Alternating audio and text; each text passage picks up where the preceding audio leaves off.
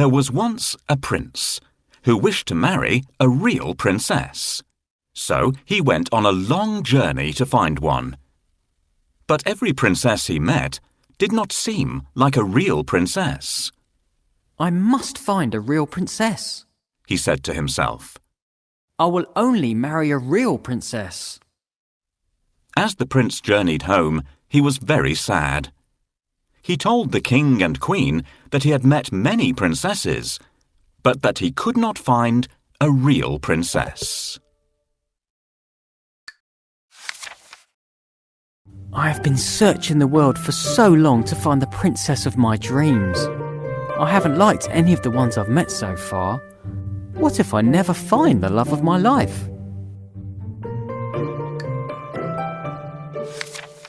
That night there was a frightening storm. The wind blew hard and the rain poured down.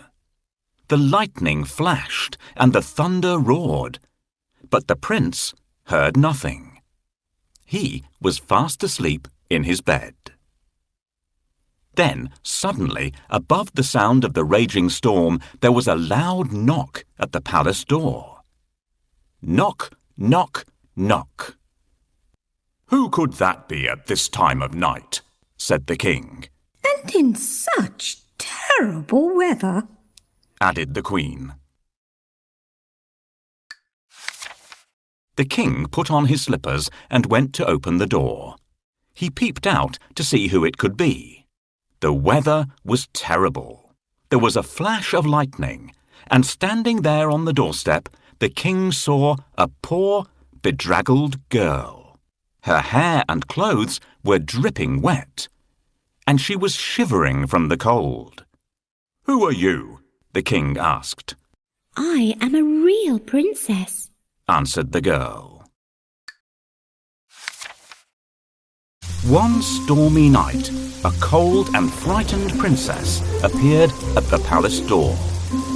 "Who is this beautiful girl who has arrived at our palace? Why has she walked there in such bad weather? She should try ringing the bell so that the servants will open the door. "Please let me in." She needs to ring the melody on bells."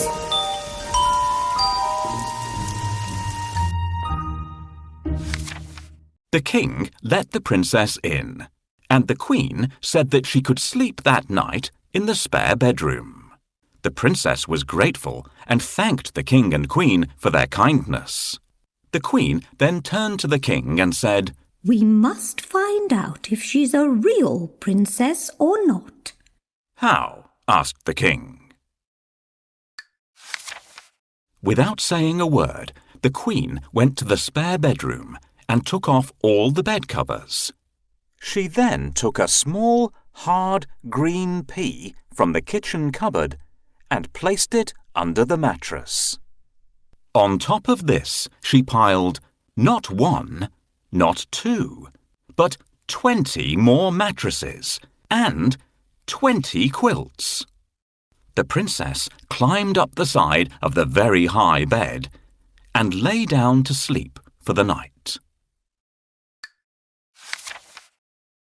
The girl with wet hair and a dirty dress didn't look anything like a princess, but she was invited to stay in the best guest room of all. "The princess can sleep here tonight, but I'm going to put a pea under the mattresses. If she notices it, we'll know that she is a real princess. Now, where did I put that pea? Will you help me look for it? Try under the chair." "No, it's not there. Perhaps our little kitten played around with it."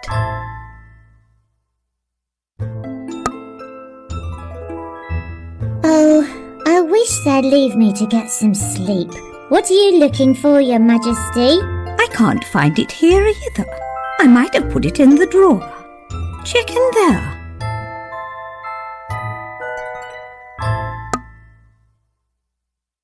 "Can you help me hide the pea? Tap on the pea and then the bedding."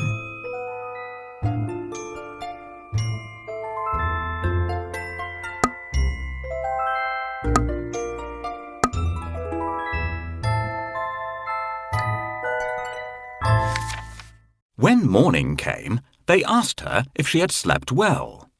I did not have a wink of sleep all night, said the tired princess. There was something hard in the bed, and this morning I am bruised black and blue. The queen smiled and looked at the king. You see, only a real princess could be so sensitive.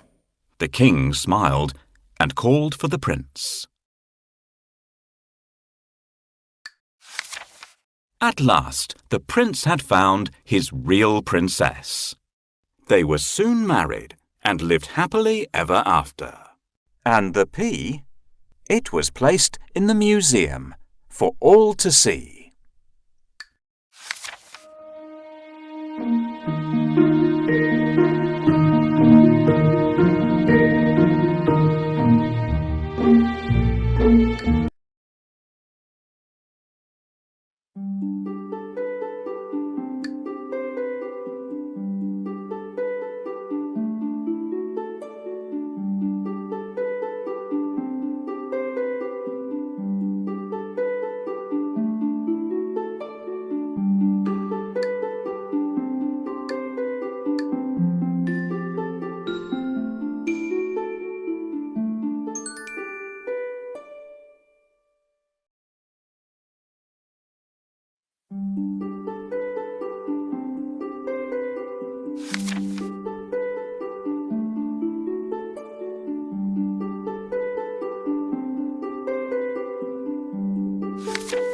A poor miller had 3 sons. When he died, all that he left behind was a mill, a donkey, and a cat. Well, since I'm the oldest, said his first son. I'll take the mill. The second son quickly added, And I'm next. I'll take the donkey. They looked at their younger brother, Marquis. How lucky you are! You shall have the cat. The brothers said, and laughed out aloud. The poor fellow shook his head as his brothers left. It was not fair at all. My brothers can make a fine living with a mill and a donkey, but what about me? I'm stuck with Puss, said Marquis, wringing his hands in despair. Puss had been listening. He stretched and yawned loudly.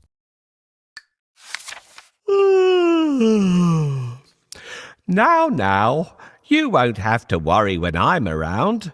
All I need is a bag and a handsome pair of boots, and I'll be able to take care of us both. Sure you will, thought Marquis. But to be fair, he had seen Puss use many tricks to catch mice and rats. If nothing else, they wouldn't go hungry.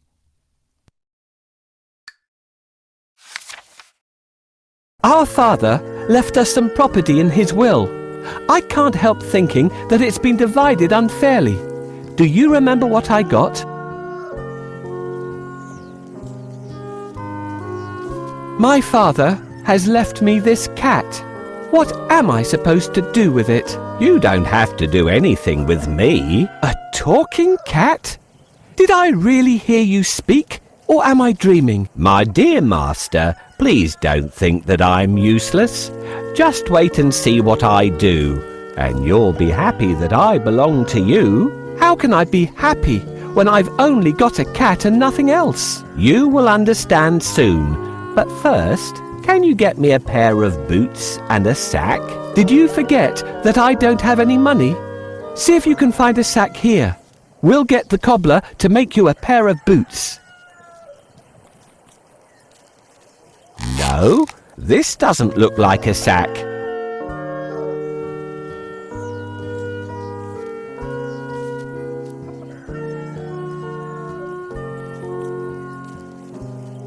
This is not a sack either. How about looking near that log? No, this is not a sack either. How about looking near that log? Thank you. That's exactly what I need. Now that we have the sack, let's go and get a pair of boots from the cobbler. Found a sack? You're a smart fellow. Come, we'll go and see the cobbler. I'll pay him for the boots later. Yes, this is the cobbler's workshop. I can get my boots here.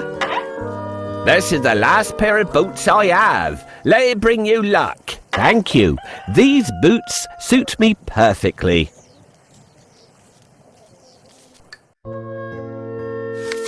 Soon the cat was given his own pair of boots and the new bag that he had asked for.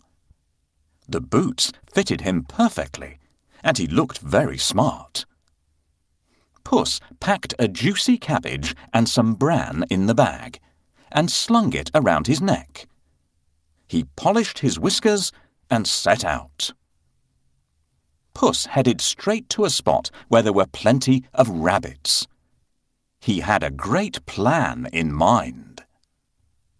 Puss opened the bag wide and hid behind a tree. Soon a rabbit came hopping by. He saw the cabbage and leapt straight into the bag. Whoosh! As quick as the wind, Puss grabbed the bag and tied it closed with a piece of string. With the rabbit in his bag, Puss walked straight over to the king's palace. He bowed low and presented him with the rabbit. Your Majesty, said Puss in Boots in a royal voice. This humble gift comes from my master, Lord Marquis of Carabas. This was a fancy name that Puss had chosen for his master. What a thoughtful gift, said the king, who loved roasted rabbit. The next time, Puss managed to catch a brace of partridges and took them once again to the king. This is wonderful. Tell your master I'm very pleased, said the king, who loved partridge stew even more. This went on for 2 months. Puss was becoming an expert at catching game, and the king was getting plumper.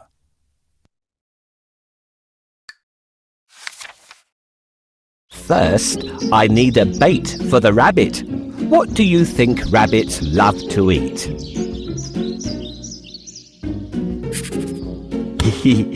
This would work well for catching mice, but we need something else for a... This is exactly what we need. No rabbit can resist the smell of a fresh cabbage. Get ready. When the rabbit comes closer, catch it. Hush! Don't scare him. Let him come a little closer.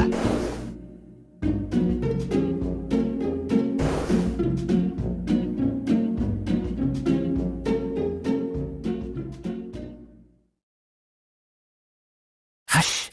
Don't scare him. Got you. Thanks for your help. I will take this rabbit to the castle and offer it to the king.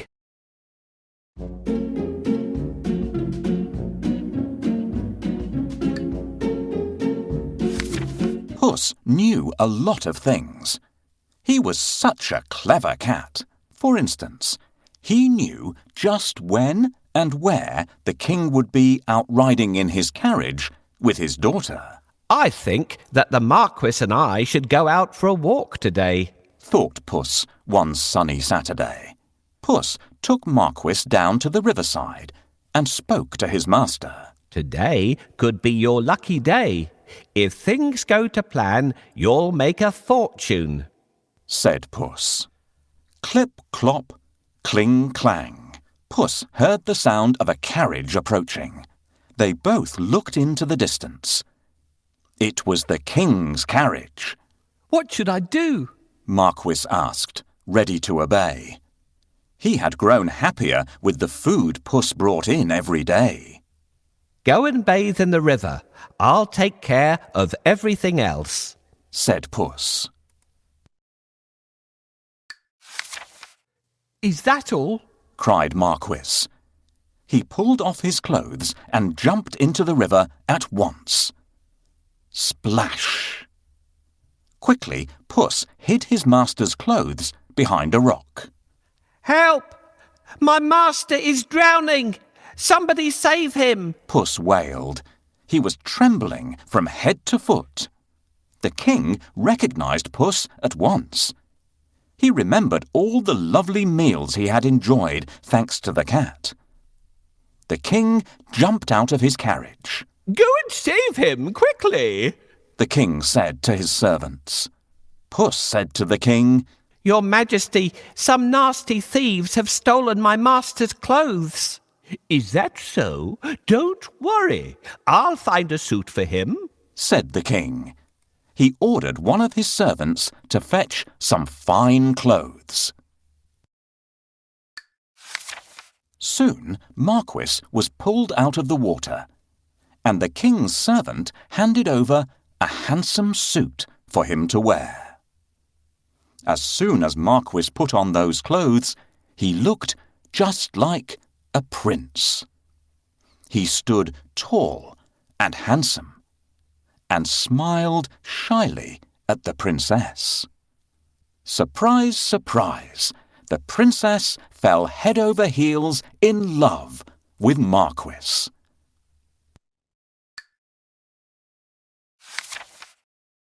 Master, I have a great idea. All you need to do is go and bathe in the river. I will take care of the rest. Well, all right. That's easy. While he's bathing, I need to hide his clothes. Can you think of a good place to hide them?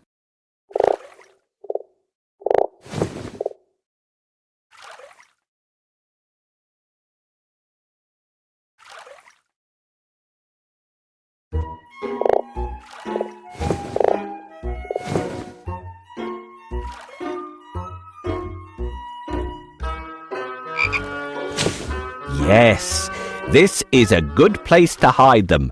The first task is done. We should wait for the king now. Can you see the coach?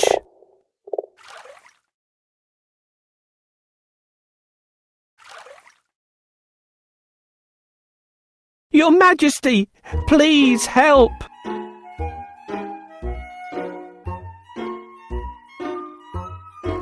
My master is drowning!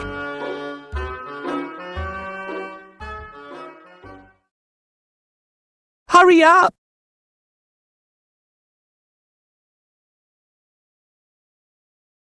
Your Majesty, please help! Coachman, stop here! Somebody is calling for help! Help! Someone, help me! Your Majesty, I'm Puss in Boots. Do you remember me?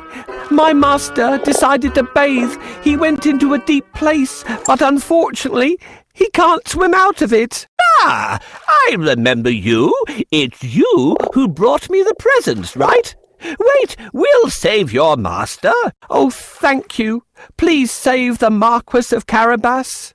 Lackey, hurry up and pull the Marquis out of the water. I must pull him out quickly, but I need a stick. Where will I find one? This is exactly what I want. Thank you for your help.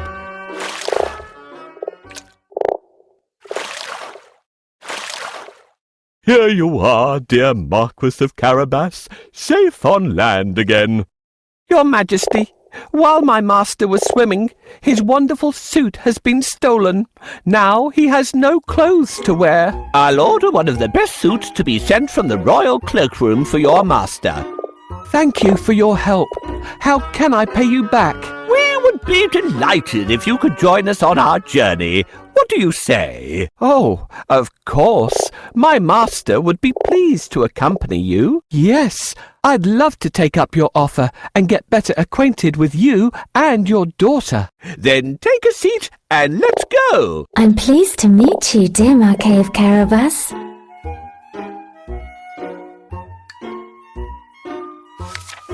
Puss grinned. Things were going just as he had planned. But he had more work to do. If you will excuse me, I'll go and make suitable arrangements to receive our king at the castle, Puss said. Marquis was puzzled because he didn't live in a castle. But he kept quiet. Puss ran ahead and met some men mowing the fields. My good fellows, stop your work and listen. The king is coming this way, and you are all in grave trouble. The only way to save yourselves is to say that these fields belong to the Lord Marquis of Carabas. Puss announced. The mowers looked at Puss in surprise. They were scared. This Lord Marquis must be very powerful, they thought. They agreed to do exactly what the cat said, to save themselves. Puss went ahead and saw some men and women reaping grain in a field.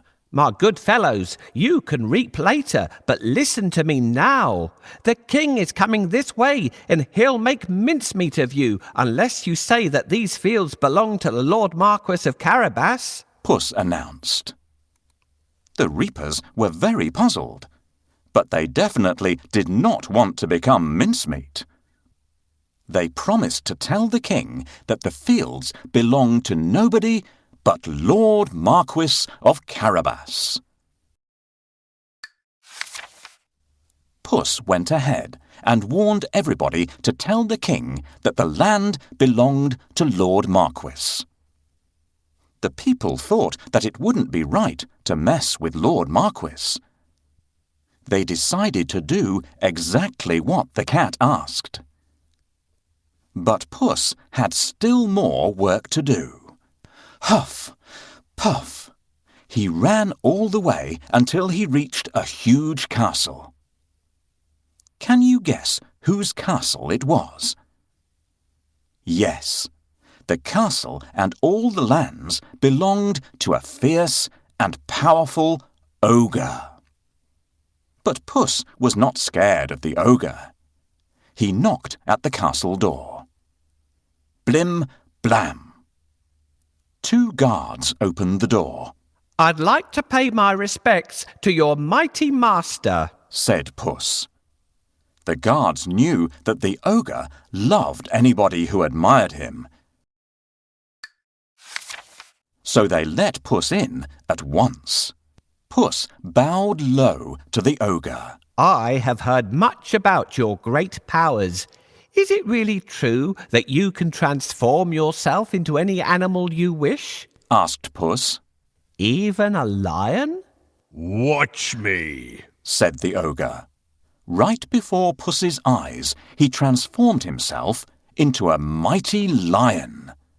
He roared so fiercely that Puss sprang up the curtains in fright. The ogre laughed loudly. That's amazing, said Puss. But I bet you can't turn yourself into a small creature. That's the most difficult thing in the world. I can, said the ogre. No, it would be impossible for a mighty ogre to turn into something like, for instance, a mouse? Said Puss. Oh, really? Asked the ogre, snapping his fingers. Boom! The ogre became a tiny mouse and scurried across the room. Quick as lightning, Puss pounced on the mouse and ate it in one gulp. Puss licked his lips. He clapped his hands 3 times and summoned all the people living in the castle. The ogre is no more, Puss announced. Will you accept Lord Marquis of Carabas as your master? He is kind and just, good and generous. The guards, maids, cooks, servants, and everyone else in the castle looked at Puss in surprise. But they nodded at once. They had never really liked the ogre anyway. Puss ordered everyone to prepare a feast for Lord Marquis and his very special guest, the king himself. The coach with the king, the princess, and my master will be here soon. I have to wake up the ogre right away.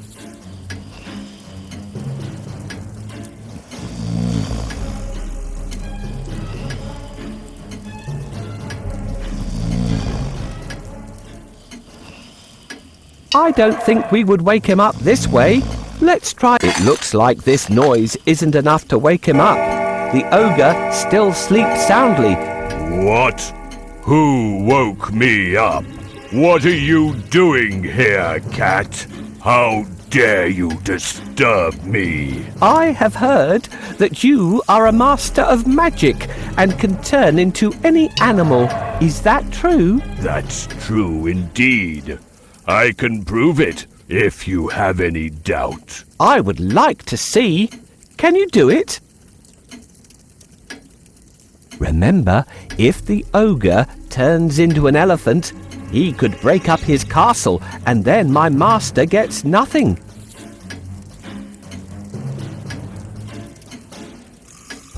Shh. If we ask the ogre to turn into a mouse right away, he would guess that we're going to cheat him. Turn into a lion, please. No problem. Whoa! How scary! Enough! I believe you! I really believe you now! Well, did I prove how great I am? Indeed, indeed. But if I ask you to turn into a tiny mouse, I bet you'll not be able to do it. That's so easy. Watch me. Help me catch this mouse before it turns into an ogre again.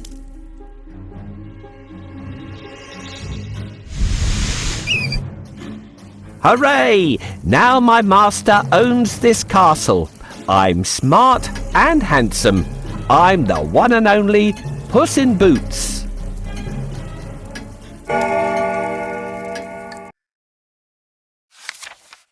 Meanwhile, the king travelled through the countryside, speaking to the people. He was very surprised to learn that almost all the land around him belonged to the young man by his side. When the king's coach finally reached the castle, Puss ran out to welcome them. Welcome to our humble abode, Puss said to the king. The king gulped. The castle was bigger and even more stunning than his own. Puss led them straight to the huge dining hall. The table groaned with the weight of roast chicken, rabbit stew, mince pies, smoked duck, and hundreds of other dishes. The king was in seventh heaven. After eating the great feast and sipping the finest wine he had ever tasted, the king said, My dear Lord Marquis, I'd be delighted if you would marry my only daughter. Marquis smiled at the princess. I will if the princess wishes to live with me, said Marquis shyly.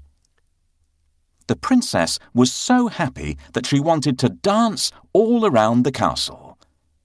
She blushed in delight and nodded. They married and lived happily ever after. And so did Puss, because loyal Marquis made him a lord of the castle. Puss enjoyed great feasts every day and did not go after rats or mice any more, except now and then, when he wanted some fun.